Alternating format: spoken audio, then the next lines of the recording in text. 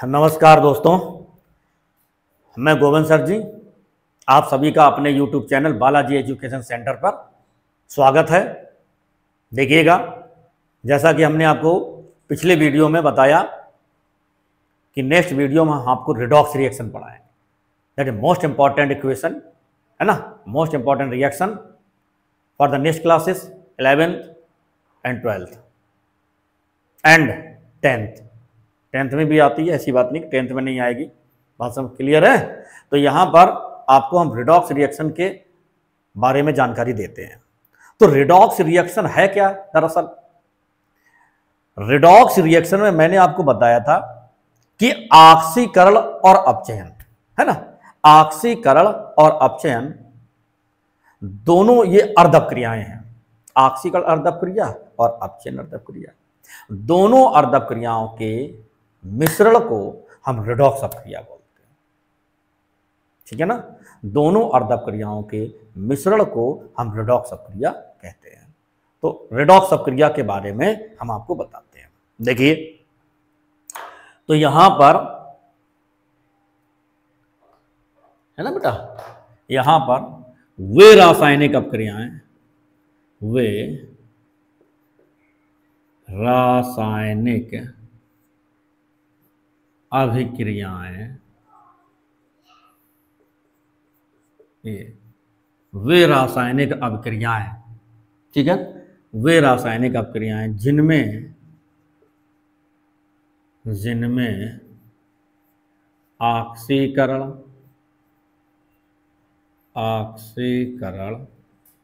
और अपचयन, है ना, ऑक्सीकरण और अपचयन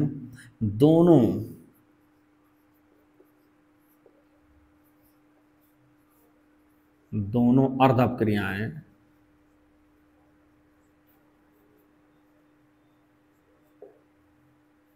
संपन्न होती हैं। दोनों अर्धप क्रियाएं संपन्न होती हैं। ठीक है भाई, रिडॉक्स अपक्रिया कहलाती है। वे रासायनिक अपक्रियाएं जिनमें ऑक्सीकरण और अपचयन दोनों अर्धप क्रियाएं संपन्न होती है। क्या बोलते हैं बेटा? रिडॉक्स अपक्रिया। ठीक है ना, हाँ, रिडॉक्स अपक्रिया बोलते हैं इसको भाई। हम क्या बोलते हैं? रिडॉक्स अपक्रिया। ठीक है, हम आपको एग्जाम्पल दिखाते हैं, ध्यान से देखो इसको। एक सिंपल हम एग्जाम्पल ले चलते हैं आपको, है बेटा। हाँ, एक सिंपल हम एग्जाम्पल ले चलते हैं। ये आपका देखो भाई, 2FeCl3 plus SnCl2, 2FeCl2 plus SnCl4। ठीक है, दिख रहा है? ओके, देखिएगा ध्यान से। 2Fe है, एक SN एक SN, और 3 दूनी 6 Cl और 2 8 Cl, 2 दूनी 4 और 4 8 Cl। ओके बेटा, ध्यान से देखो, यहाँ पे FeCl3 बदल रहा है FeCl2। ठीक है, दिख रहा है आप? FeCl3 बदल रहा है FeCl2 और SnCl2 बदल रहा है SnCl4। दो हाफ रिएक्शन आपको समझ में आ रही होंगी। FeCl3 कन्वर्टेड इनटू FeCl2, क्या हो रहा है बताओ? अच्छा, यहां पर देख लो आप, FeCl3, Fe के साथ कितने Cl हैं? आगे वाली गुणांक से कोई मतलब नहीं। Fe के साथ कितने Cl हैं? 3। और यहाँ Fe के साथ कितने Cl हैं? 2। मतलब Cl और Cl है कैसा? ऋणात्मक परमाणु है। तो ऋणात्मक परमाणु पहले 3 थे, अब बचे 2। तो एक ऋणात्मक परमाणु का वियोग हुआ है। ऋणात्मक परमाणु का वियोग, और ऋणात्मक परमाणु का वियोग हो या ऑक्सीजन का वियोग हो, क्या बोला जाता है? अपचयन। क्या बोला जाता है? अपचयन। तो ये आपकी अर्धप क्रिया हो गई अपचयन। ये अपचयन अर्धप क्रिया हो गई, ये वाली। ठीक है, जब ये अपचयन हो गई तो ये ऑक्सीकरण होगा। लेकिन फिर भी आप समझ लो, SN के साथ 2 Cl है और यहाँ SN के साथ क्या Cl है? 4। तो Cl क्या होता है? ऋणात्मक परमाणु होता है, ऋणात्मक अवयव है। ऋण विद्युतीय अवयव है तो ऋण विद्युतीय अवयव का संयोग हो रहा है। भाई 2 से 4 तभी कब होगा, जब संयोग होगा। तो ऋण विद्युतीय अवयव का संयोग, ठीक है ना। तो ऋणात्मक अवयव का संयोग हो रहा है। तो ऋणात्मक अवयव का जब संयोग हो रहा है तो इसको क्या बोलेंगे भाई, ऑक्सीकरण। क्या बोलेंगे, ऑक्सीकरण। ये ऑक्सीकरण, ये ठीक है। ये आपका ऑक्सीकरण हो गया। 2 अर्धप क्रियाएं इसमें हमने आपको बताई हैं, दिख रहा है साफ साफ। 2 अर्धप क्रियाएं हो गई, एक इससे ये बदल रहा है, इससे ये बदल रहा है, ठीक है। तो ये आपकी 2 अर्धप क्रियाएं हैं। कितनी अर्धप क्रियाएं हैं, 2 अर्धप क्रियाएं हैं। FeCl3 FeCl2 बदल रहा है। अब देखो इसका क्या हो रहा है, अपचयन। जिसका अपचयन होता है उसको हम क्या बोलते हैं, जिस पदार्थ का अपचयन, इसको उपचयन भी बोल सकते हो। जिस पदार्थ का अपचयन हो रहा, अपचयन ये रिएक्शन है, अपचयन क्या, अर्धप क्रिया। और जिसका अपचयन होता है उस पदार्थ को हम बोलते हैं ऑक्सीकारक। ऑक्सीकारक, ये ऑक्सीकारक। ऑक्सीकारक क्या है, एक सब्सटेंस, एक पदार्थ है। अपचयन क्या, रिएक्शन है। सारी बात समझ में। उसी प्रकार से जिस पदार्थ का ऑक्सीकरण होता है, तो यहाँ ऑक्सीकरण किसका हो रहा है, SnCl2 का, तो इसको अपचायक बोला जाता है। अपचायक, ये इसका फंडा है, इसको ध्यान से देखो। तो यहाँ पर ऑक्सीकरण और अपचयन ये अभिक्रियाएं हैं। ऑक्सीकरण अर्धप क्रिया और अपचयन अर्धप क्रिया, ठीक है। ऑक्सीकरण अर्धप क्रिया, अपचयन अर्धप क्रिया। अपचयन अर्धप क्रिया मतलब जिसका अपचयन होता है उसको क्या बोलते हैं, ऑक्सीकारक। और जिसका ऑक्सीकरण होता है, जिसका उपचयन होता है, उसको बोलते हैं अपचायक, ठीक है। अंग्रेजी में बोलते हैं इसको बेटा ऑक्सीडाइजिंग एजेंट, ऑक्सीडाइजिंग एजेंट, और इसको बोलते हैं रिड्यूसिंग एजेंट, रिड्यूसिंग एजेंट। बात हमारी समझ में आ रही होगी, ठीक है भाई। जिसको ना हजम होती हो वो हमसे शेयर करे, कमेंट करे, पूछे। बात समझ में आ रही है, हाँ। समझना अति आवश्यक है, ध्यान से समझो इसको। तो ये चीज है आपका बेटा, ये क्या है बच्चा, रिडॉक्स अपक्रिया। क्या है, रिडॉक्स अपक्रिया। समझ में आ रही है। तो ये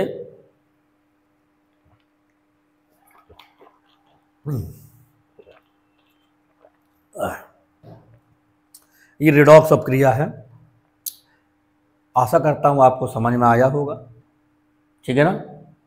और देखिएगा अच्छे से, एक एग्जाम्पल हमने आपको रिडॉक्स रिएक्शन का बताया, एक और बताते हैं। ऑक्सीकारक अपचायक की भी परिभाषा भी हम बताएंगे। ये रिडॉक्स अपक्रिया आपको समझ में आएगी।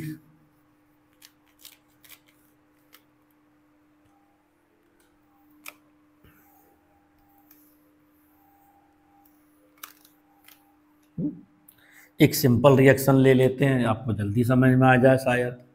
H2S प्लस Br2 बराबर 2HBr और प्लस S। देख लो है ये आपकी एक रिएक्शन लिखी हुई है। ओके बेटा, ये आपकी एक रिएक्शन लिखी हुई है। H2S बदल रहा है HBr में और Br2 बदल रहा है S में। सॉरी, दिमाग डाइवर्ट हो गया बच्चा। इधर देखो, H2S बदल रहा है S में, ये, और Br2 बदल रहा है HBr में, ठीक है। दो हाफ रिएक्शन हो गई। H2S बताओ अच्छा आप क्या होगा। यहाँ से अभी हमने पिछले उसमें है ना एग्जाम्पल ग्रुप में लिया भी था इसको। H2S किस में बदल रहा, S में। क्या निकला, H2 हाइड्रोजन निकला है, तो हाइड्रोजन का वियोग हो रहा है, और हाइड्रोजन का वियोग क्या होता है भाई? ऑक्सीकरण। हाइड्रोजन का वियोग क्या होता है? ऑक्सीकरण। तो ये हो गई आपकी ऑक्सीकरण अर्धव क्रिया। कौन सी अर्धव क्रिया? ऑक्सीकरण। ये ऑक्सीकरण हो गई। आ रही बात समझ में? कौन सी अपक्रिया हो गई? ऑक्सीकरण। अब Br2 बदल रहा है HBr, यानी इससे H जुड़ा है, जब H जुड़े तो क्या होता है? अपचयन। ये हो गई आपकी अपचयन। ये समझ में आ रही? तो ऑक्सीकरण वाले को हम उपचयन भी बोलते हैं, हमने आपको बताया। ये उपचयन, ऑक्सीकरण, अपचयन, उपचयन। तो ये चीज है आपकी ऑक्सीकरण। अब जिसका ऑक्सीकरण होता है उसको क्या बोलते हैं? अपचायक। अपचायक। और इसको क्या बोलते हैं? ऑक्सीकारक। ऑक्सीकारक। ये आ रही बात समझ में? ये चीज है। तो इसको बेटा ध्यान से जब तक नहीं समझोगे तब तक आपको समझ में नहीं आएगा। और मैं बार बार फिर कह रहा हूँ कि ये टॉपिक आपका हाई स्कूल से लेके इंटरमीडिएट तक, और जब तक आप पढ़ोगे तब तक के लिए मोस्ट इम्पॉर्टेंट है। इससे संबंधित आपके ज़्यादा से ज़्यादा क्वेश्चन आते ही रहते हैं। ठीक है, ये बेसिक चीज़ है। तो यहाँ पर आपका ये चीज़ समझ में आई, अपचायक हो गया, और ये हो गया ऑक्सीकारक। ऑक्सीकारक कहाँ होता है? अपचयन में। बस इतना याद रखना, जिसका अपचयन है उसको ऑक्सीकारक, जिसका ऑक्सीकरण हो उसको अपचायक। अब इनकी परिभाषा भी आती है भाई। हाँ, आ जाओ नंबर 1। जैसे हम कह दें ऑक्सीकारक। ऑक्सीकारक को क्या बोलते हैं अंग्रेजी में? Oxidising agent. ये ऑक्सीकारक। तो ऑक्सीकारक क्या होते हैं? वे पदार्थ जो दूसरे पदार्थों को ऑक्सीकृत करते हैं, है ना? वे पदार्थ जो दूसरे पदार्थों को ऑक्सीकृत करते हैं। ठीक है, और स्वयं अपचयित हो जाते हैं।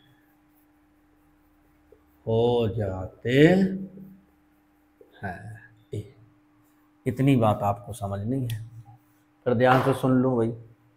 वे पदार्थ जो दूसरे पदार्थों को ऑक्सीकृत करते हैं, दूसरे को ऑक्सीकृत करते हैं मतलब दूसरे को ऑक्सीजन जुड़वाते हैं।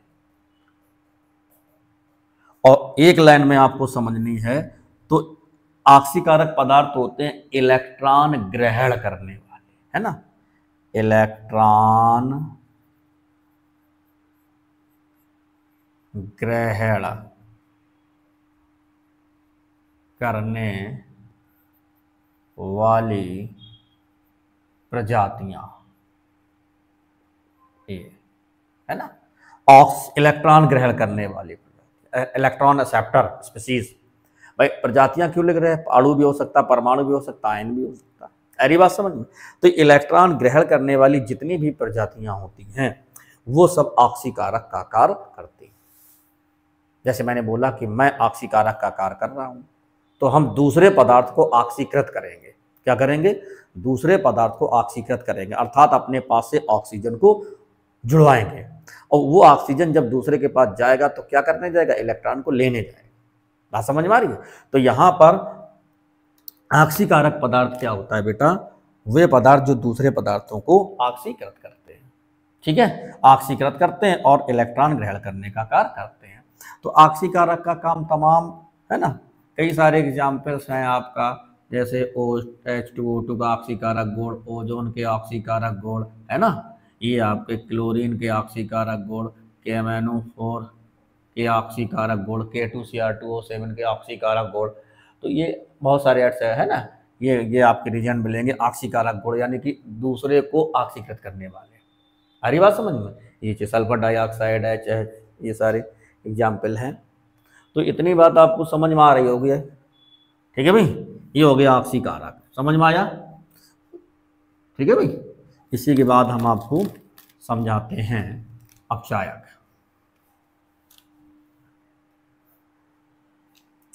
अपचायक, ये अपचायक क्या होता है? रिड्यूसिंग एजेंट, नाम ही उसका रिड्यूसिंग एजेंट, रिड्यूस कर देना। वे पदार्थ जो दूसरे को अपचेत करते हैं, वे पदार्थ जो दूसरे को अपचयित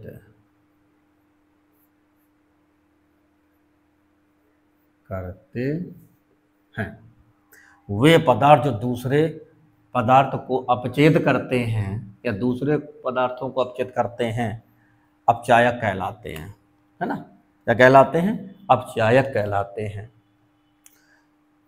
समझ में आ रही भाई? वे पदार्थ जो दूसरे पदार्थों को अपचेत करते हैं अपचायक कहलाते हैं। दूसरे शब्द हमने क्या बोला था? अपचायक इलेक्ट्रॉन त्यागने वाली प्रजातियां, है ना, इलेक्ट्रॉन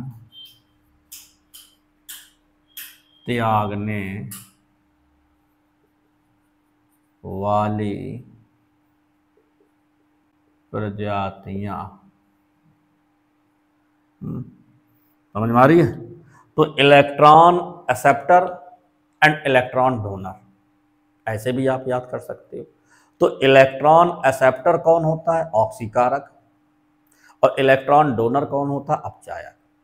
तो वे पदार्थ जो इलेक्ट्रॉनों को त्यागते हैं अपचायक कहलाते। आम भाषा में हम कह सकते हैं वे पदार्थ जो दूसरे को अपचित करते हैं। जब दूसरे को अपचित करेंगे तो खुद ऑक्सीकृत होंगे, है ना भाई। हम जैसे दूसरे से पैसा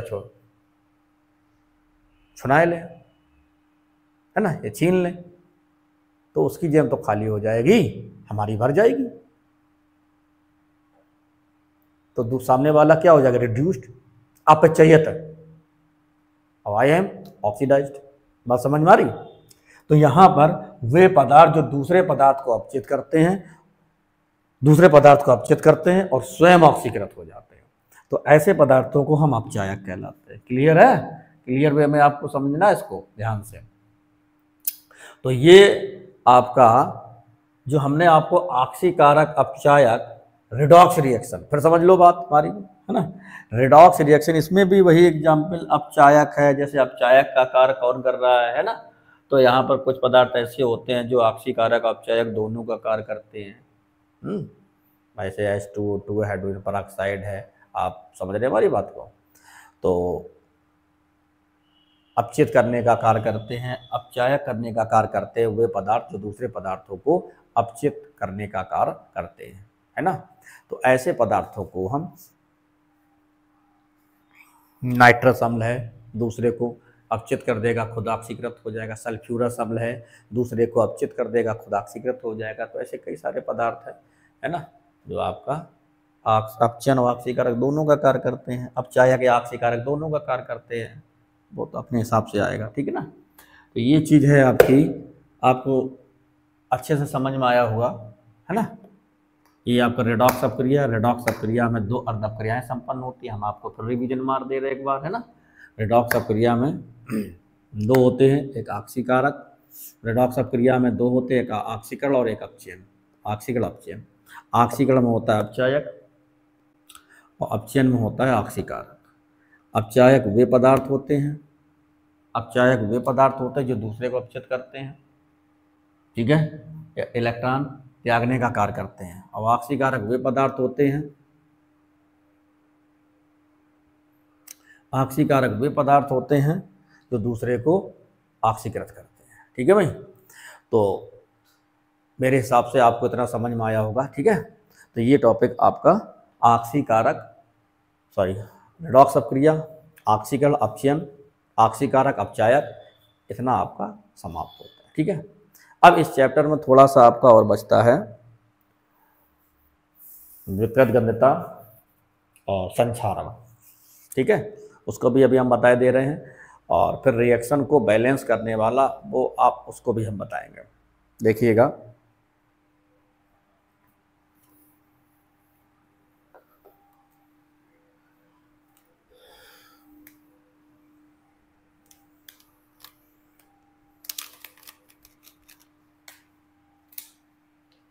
देखो ध्यान से। इसके बाद हम आपको ले चलते हैं अगले टॉपिक पे। टॉपिक का नाम है, एक आपका रह गया था संक्षारण, है बेटा, संक्षारण, कोरोशन, कोरोशन, ठीक है। संक्षारण, तो संक्षारण क्या होती है? संक्षारण कैसी प्रोसेस है भाई?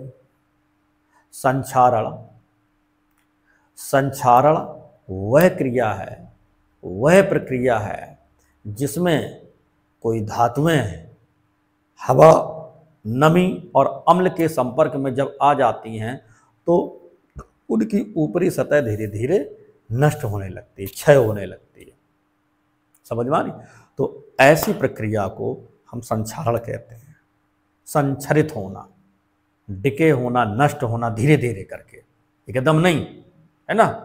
तो धीरे धीरे करके ये प्रोसेस चलती है। तो यहाँ आपको समझना है वह प्रक्रिया, ठीक है, चाहे ऐसे करके लिख दो आप, जब धातुएं नमी, वायु और अम्लों के संपर्क में आती हैं तो उनकी ऊपरी सतह धीरे धीरे कलुषित होने लगती है, धीरे धीरे क्षय होने लगती है, धीरे धीरे नष्ट होने लगती है। तो ऐसी अपक्रिया को संक्षारण कहते हैं। क्या कहते हैं भाई? संक्षारण कहते हैं। बात हमारी समझ में आ रही है?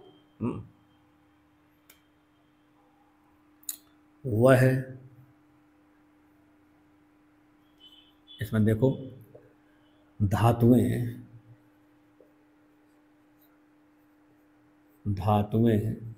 जब वायु, नमी और अम्लों के संपर्क में आती है ना। धातुएं जब वायु और नमी और अम्लों के संपर्क में आती हैं तो उनकी ऊपरी सतह धीरे धीरे क्षय होने लगती है, क्षय या कलुषित होने लगती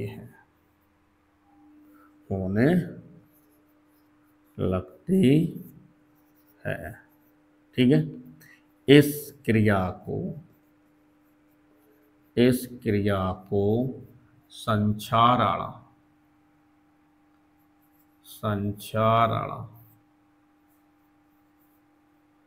कहते हैं। बहुत सिंपल वे में हमने आपको लिखवाया है, इसे हम बोलते हैं संक्षारण, ठीक है। आप देखते हो, इसका एग्जाम्पल है, जैसे आप देखते हो लोहे में जंग का लगना, लोहे में जंग का लगना, ठीक है। लोहे में जंग का लगना, तांबे में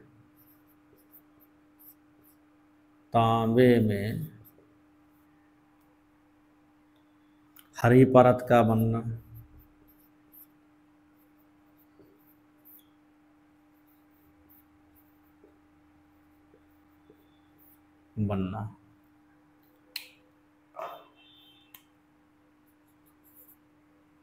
ठीक है।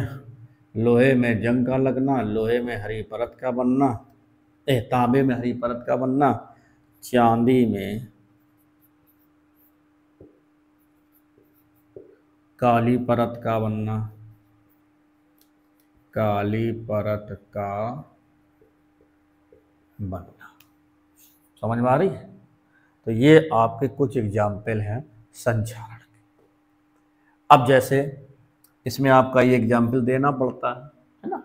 तो लोहे में जंग का लगना, लोहा का सूत्र क्या होता है? Fe प्लस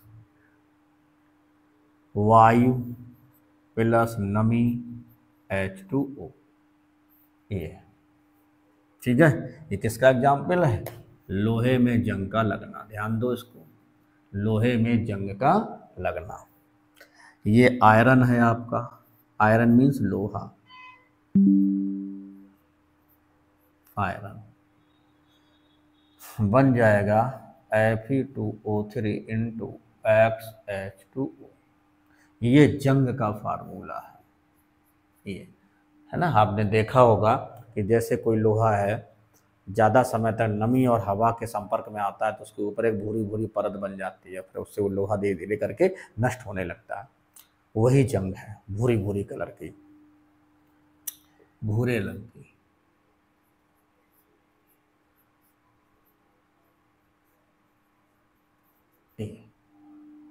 बैलेंस करना चाहो आप बैलेंस कर लो इसको भाई, इसको x ही ले लो है, यहाँ 2 का गुणा कर लो, यहाँ हो जाएगा 4, 3 दूनी 6, यहाँ 3 दूनी 6। तो ये आपका हो गया जंग का लगने, है ना, जंग, लोहे में जंग का लगना, उसका एग्जाम्पल। कोई डाउट? तो संचारण आपको समझ में आई? संचारण आता है, इंपॉर्टेंट है, हाई स्कूल में भी आता है। ठीक, हाई स्कूल में तो आता ही आता है संचारण किसे कहते हैं। तो पहले आप ये परिभाषा लिख देना, सिंपल है ना। धातुएं जब हवा, वायु और अम्लों के संपर्क में आती हैं तो उनके ऊपर एक, है ना, वो धीरे धीरे उनकी ऊपरी परत धीरे धीरे करके नष्ट होने लगती है, जिसे हम संचारण कहते हैं। ठीक है, अब जैसे संचारण से बचाव, ये भी पूछा जाता है। देखिएगा, ये संचारण समझ में आया?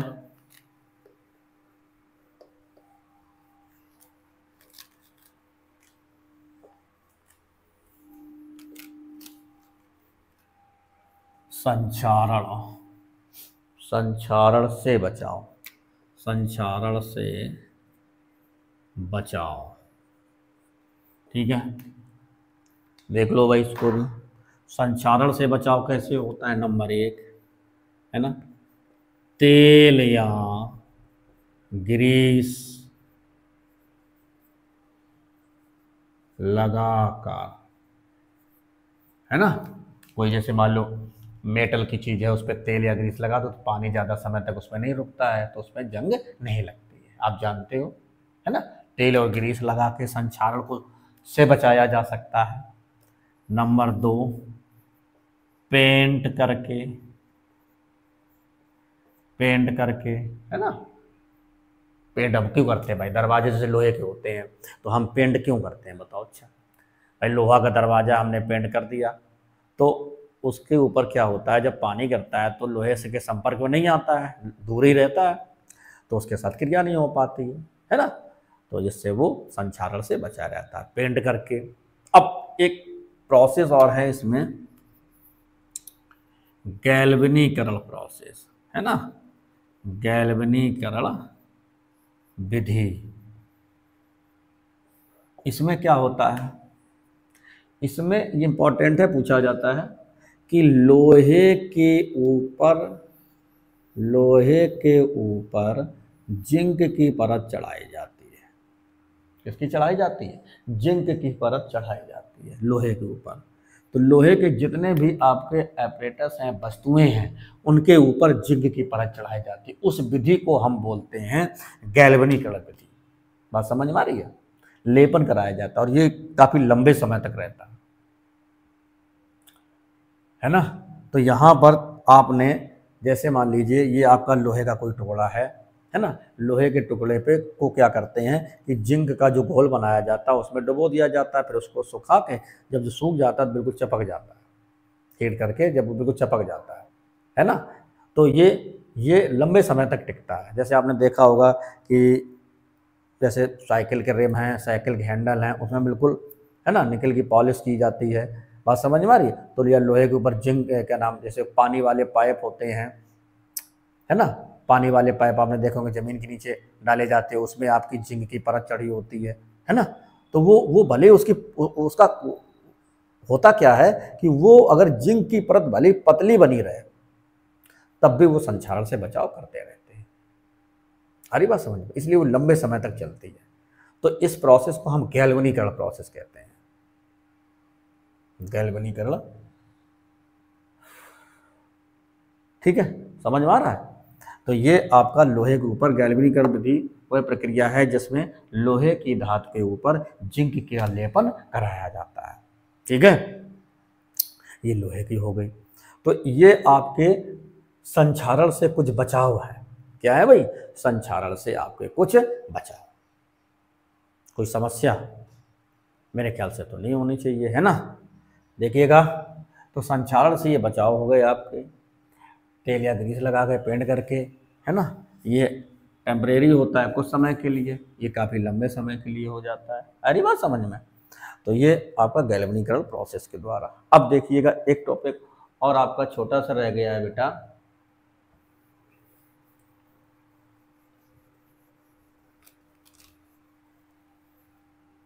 विकृत गंधिता। विकृत गंधिता, विकृत गंधिता, रैंसिडिटी।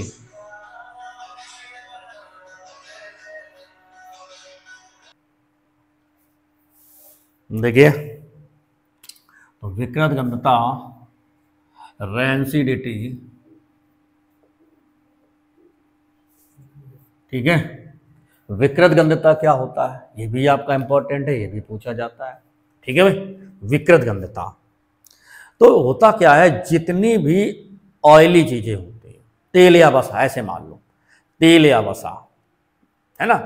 तेल या वसा को जब हम ज़्यादा समय तक हवा में खुला छोड़ देते हैं तो वो वायु के साथ क्रिया करके ऑक्सीकृत हो जाते हैं।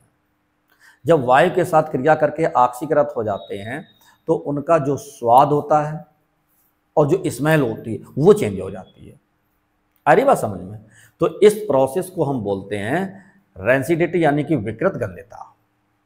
यानी डाउट फिर समझ लो, तेल या वसा, है ना, तेल या वसा को काफ़ी समय तक जब हवा में खुला छोड़ दिया जाता है तो उसकी गंध और स्वाद दोनों में अंतर आ जाता है, दोनों बदल जाती हैं। इस प्रक्रिया को, इस प्रोसेस को क्या बोलते हैं? रैंसिडिटी, यानी कि विकृत गंधिता।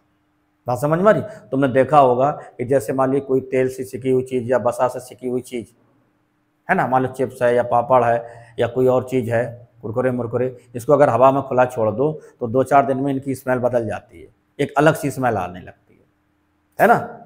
अरे बात समझ में। आप जैसे मान लो घर में घी या तेल ही हो, उसको एक्सपेरिमेंट करके देख लेना, ऐसे खुला छोड़ दो, काफ़ी समय तक रखे रहने देना, तो जो आज स्मेल है वो 10 दिन बाद नहीं आएगी, चेंज हो जाएगी। अरे बात समझ में, एक बदबूदार स्मेल आने लगेगी। तो इसको बोला जाता है विकृत गंधिता। क्या बोला जाता है? विकृत गंधिता। बात हमारी समझ में आ रही है? फिर ध्यान से सुन लो, विकृत गंधिता क्या है? तेल या वसा, तेल या वसा या इनसे बनने वाली वस्तुएं, बनने वाली वस्तुओं को अधिक समय तक हवा में खुला छोड़ देने पर उनकी गंध तथा स्वाद बदल जाता है। बदल जाता है, बदल जाता है, एक प्रकार से बदबूदार हो जाता है। ठीक है, तो इस प्रक्रिया को हम विकृत गंधता कहते हैं। बात हमें समझ में आ रही है? देखिए इंपॉर्टेंट है, बिल्कुल सरल है, कुछ ज़्यादा कठिन नहीं है ना। बहुत सारी जो आपकी क्या नाम तेल या वसा से बनने वाली वस्तुएं होती हैं, है ना, या डायरेक्ट या तेल या वसा को हम लेते हैं। तेल या वसा का मतलब चिकनी चीज़ें, ऑयली चीज़ें। समझ में आ रही है? वसा क्या होता है? वसा और तेल में कोई केमिकल डिफरेंस नहीं होता है, फिजिकली डिफरेंस होता है। बात समझ में आ रही है? हाँ, तो जो सामान्य ताप पर वो ग्लिसराइड्स होते हैं, दोनों ग्लिसराइड्स होते हैं, वो आप इंटर में आप पढ़ोगे। तो यहाँ पर ये दोनों ग्लिसराइड्स होते हैं। जो सामान्य ताप पर वे ग्लिसराइड जो लिक्विड होते हैं वो तेल कहलाते हैं, और वे ग्लिसराइड जो सामान्य ताप पर ठोस होते हैं वो वसा कहलाते हैं, है ना। तो ये जो तेल जो वसा है, अगर इसको ज़्यादा समय तक हवा में खुला छोड़ दिया जाए तो हवा के साथ क्रिया कर लेते हैं। इसलिए आपने देखा होगा जो चिप्स आते हैं वो आपके पैकिंग में क्या क्या भरा होता है? Nitrogen gas. क्या भरी होती है? नाइट्रोजन गैस भरी होती है। नाइट्रोजन एक ठंडी गैस होती है ना, जिससे उसको ऑक्सीकृत नहीं होने दी। एयर थोड़ी ना भरी जाती है। जैसे आपके कुरकुरे हैं, चिप्स हैं, तो इसमें हवा भरी होती है, तो वो क्या है? एयर थोड़ी ना भरी होती है, हवा नहीं भरी होती है, वो नाइट्रोजन गैस भरी होती है, जिससे वो चिप्स ठंडे बने रहें, खराब ना हो लंबे समय तक, है ना। और फिर इसके बाद जैसे अचार वगैरह है, इसमें कुछ एंटीऑक्सीडेंट पदार्थ मिलाए जाते हैं जो लंबे समय तक उसको ऑक्सीकृत होने से रोकते हैं। जैसे सोडियम बेंजोएट वगैरह है, ये आपके एंटीऑक्सीडेंट मटेरियल्स होते हैं जो अचार है, मुरब्बा है, या पैकिंग वाले जितने भी फूड होते हैं उसमें मिलाया जाता है ना। तो ये आपकी विकृत गंधता से बचाते हैं। अब बात आती है विकृत गंधता। तो विकृत गंधता हमने आपको समझा है। अब विकृत गंधता से बचाया कैसे जाता है? तो नॉर्मली अगर सामान्य तौर पे हम देखते हैं तो जैसे मान लीजिए कुछ तेल या वसा को हम फ्रिज में रख के बचा सकते हैं, है ना। थोड़े समय के लिए फ्रिज में रखते हैं तो ऑक्सीडेशन नहीं होता है। या तेल या वसा वाली ज़्यादा चीज़ों को हम बंद करके रखते हैं, ठीक है। या जो चिप्स फैक्ट्रियाँ होती हैं, है ना, ये चिप्स आते हैं, इनको जब पैक किया जाता है तो उसके अंदर नाइट्रोजन गैस में भर दिया जाता है, जिससे वो लंबे समय तक उनको विकृत गंधता से बचाया जा सकता है। तो ये छोटी छोटी सी डेफिनेशंस हैं, है ना। तो ये आपका विकृत गंधता मैंने आपको पढ़ाया, संक्षारण पढ़ाया और रिडॉक्स रिएक्शन पढ़ाया। तीनों टॉपिक मोस्ट इंपॉर्टेंट है। ये आपका वीडियो मोस्ट इंपॉर्टेंट है। इस वीडियो को ज़्यादा से ज़्यादा शेयर करें। धन्यवाद। तो आज के लिए इतना पर्याप्त है।